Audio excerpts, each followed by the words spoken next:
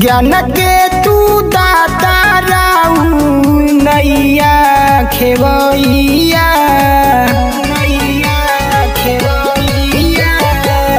ज्ञान के तू दाता राऊ नैया खेवैया हे बीड़ा वाहिनी सबके करेलू भलैया हे बीड़ा वाहिनी सबके करेलू भलैया हे बीड़ा वाहिनी सबके करलू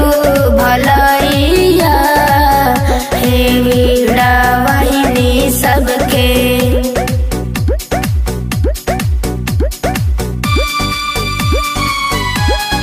प्रेम से बोलिए सरस्वती माता की जय। प्रेम से बोलिए बीड़ा वाली मैया की जय।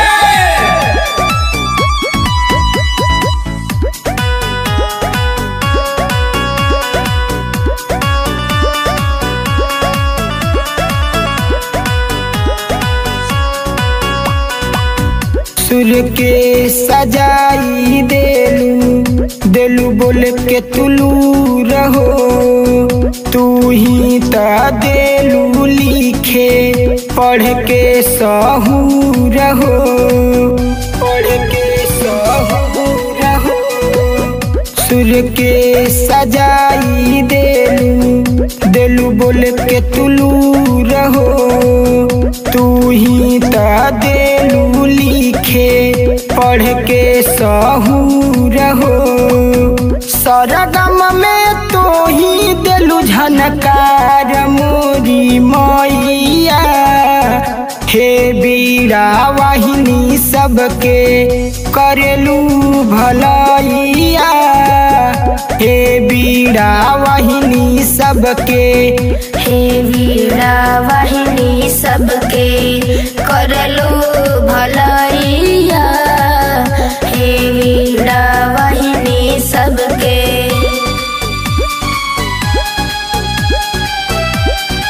प्रेम से बोलिए सरस्वती माता की जय। प्रेम से बोलिए बीड़ा वाली मैया की जय।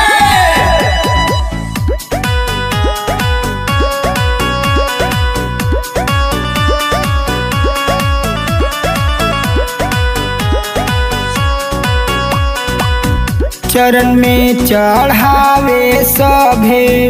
कमल के फूल हो दे दया शीस माई चरण के धूल हो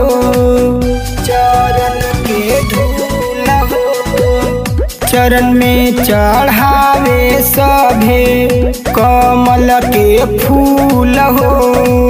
दे दया शीस माई चरण के धूल हो पांडे गुडन सोनू करे हाथ जोड़िया हे बीड़ा वाहिनी सबके करेलू भलैया